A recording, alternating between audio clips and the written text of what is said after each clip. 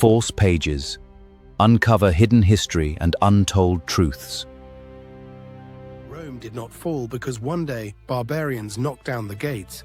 It did not collapse because Romans suddenly became lazy. And it was not destroyed by a single battle, a single emperor, or a single invasion. The real story is much more unsettling. Rome was still enormous when it began to break apart. It had roads, armies, cities, laws, taxes, trade networks, and centuries of authority behind it. But an empire can look powerful from the outside while failing from within. By the 3rd century, Rome was already in trouble. Emperors were being replaced at a terrifying speed. Some ruled for only months before being killed by rivals, soldiers, or political conspiracies. Civil wars became common. Armies were no longer just defending the empire, they were deciding who controlled it. And every civil war had a cost. Farms were destroyed, taxes increased, trade slowed down.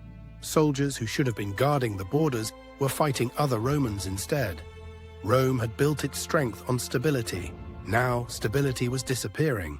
Then came the pressure at the borders.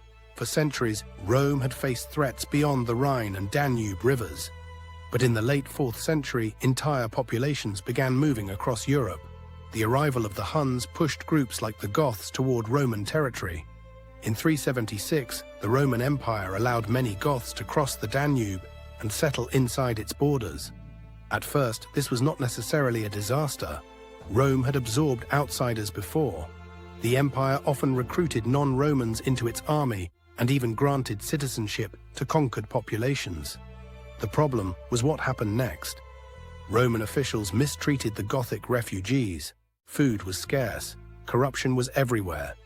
People who had entered the empire looking for safety were exploited, humiliated, and left desperate. Eventually, they rebelled. In 378, at the Battle of Adrianople, a Roman army was destroyed by the Goths. The emperor himself was killed. It was one of the worst military defeats in Roman history. But Rome still survived. That is the part people often miss. Rome did not collapse immediately. It continued for generations. It still had emperors and armies, but it was becoming weaker, more divided, and more dependent on military leaders whose loyalty could change overnight. In the West, powerful generals increasingly controlled the real decisions. Meanwhile, the empire was split into eastern and western halves. The Eastern Roman Empire, centered on Constantinople, remained wealthy and defensible. The Western Empire was different. It was poorer. Its borders were harder to defend. And it had lost control of important provinces that supplied taxes, grain, and soldiers. Then came another blow.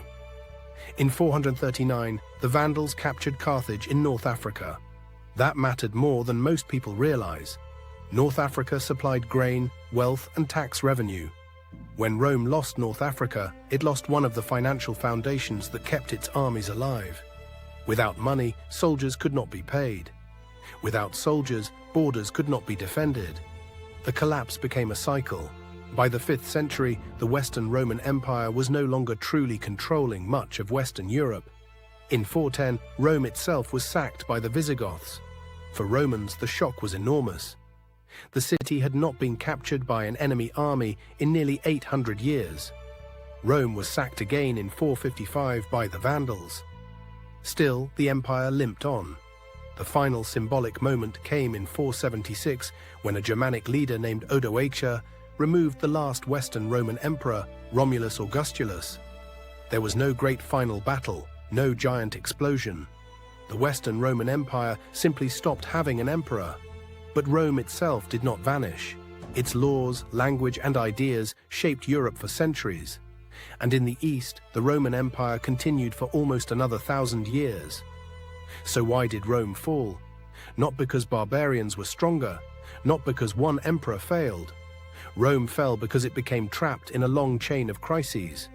Political violence, financial weakness, territory loss, and leaders unable to stop the damage. The lesson is simple. Empires rarely collapse all at once.